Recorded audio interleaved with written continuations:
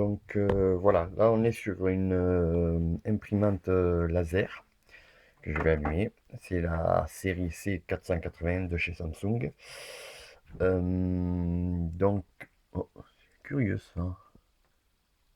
Bon, mais écoutez, quand vous avez des soucis, là c'est pas un tuto c'est pas un tuto, c'est juste des conseils. Donc là, l'imprimante chauffe.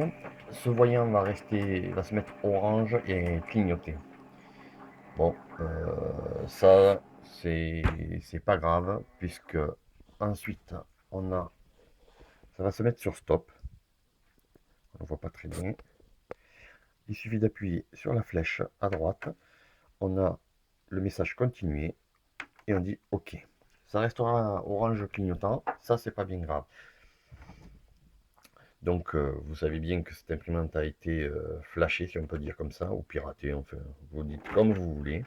Et donc, on a des cartouches d'origine, enfin, des tonnerres d'origine plutôt, donc qui ont été remplis de poudre. Mais l'avantage, c'est que je ne rachète pas de tonnerre ni de maintenant de puces pour pouvoir continuer.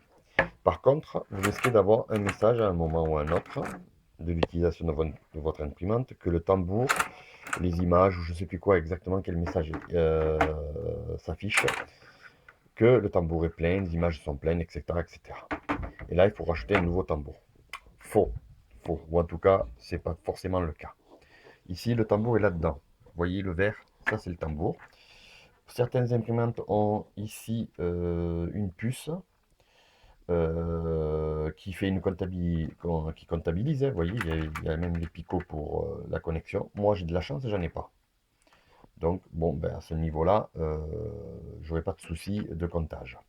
Pour ceux qui l'ont, ça s'achète. Sur eBay, vous pouvez trouver, ça réinitialise pour 2 francs 6 sous. Ou si vous cherchez un peu plus loin sur Internet, vous trouverez un tuto qui vous dit comment faire pour remettre à zéro la comptabilité. Il faut acheter une résistance, vous dessoudez, vous en mettez une nouvelle, etc. etc. Mais aujourd'hui, on est sur le conseil du tambour plein et que ça marche plus, qu'il faudra en acheter un autre.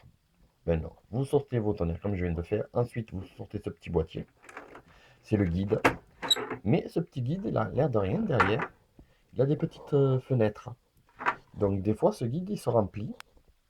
Il se remplit de poudre. Il faut vider la poudre déjà qu'il y a dedans. Bon.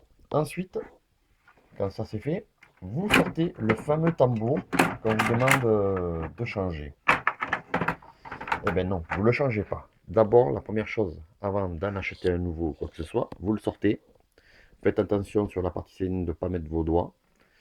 Et si vous les mettez, ben, vous nettoyez avec un pinceau fin. En fait, ce boîtier il va se remplir de poudre, des résidus de poudre. Et bien, la seule chose qu'il y a à faire, c'est d'évacuer toute la poudre qui peut y avoir à l'intérieur. Et je vous garantis, il y a de la poudre. Donc, prenez des vêtements sur lesquels vous ne tenez pas. Vous allez dans un garage, n'importe où, à l'extérieur, et vous soufflez tout ce qu'il y a dedans. Alors, si vous avez une soufflette, c'est plus pratique. Vous balancez la soufflette, la poudre va s'éjecter au fur et à mesure. Donc, vous passez le long là-dessus. C'est pas grave si la bandelette qui est à l'intérieur se retourne. Après, à la main, vous pouvez la remettre correctement, il n'y a pas de souci. Donc, vous videz toute la poudre qu'il y a là-dedans. Alors, c'est démontable, mais je ne vous le conseille pas. C'est un peu chiant.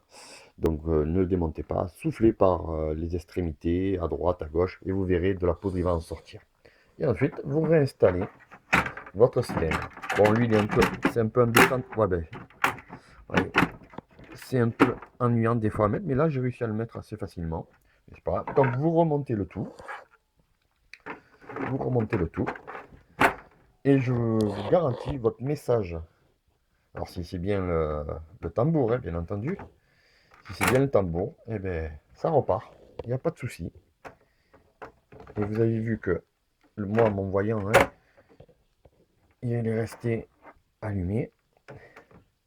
Est-ce que j'ai mis la bonne couleur? Oui, j'ai mis la bonne couleur.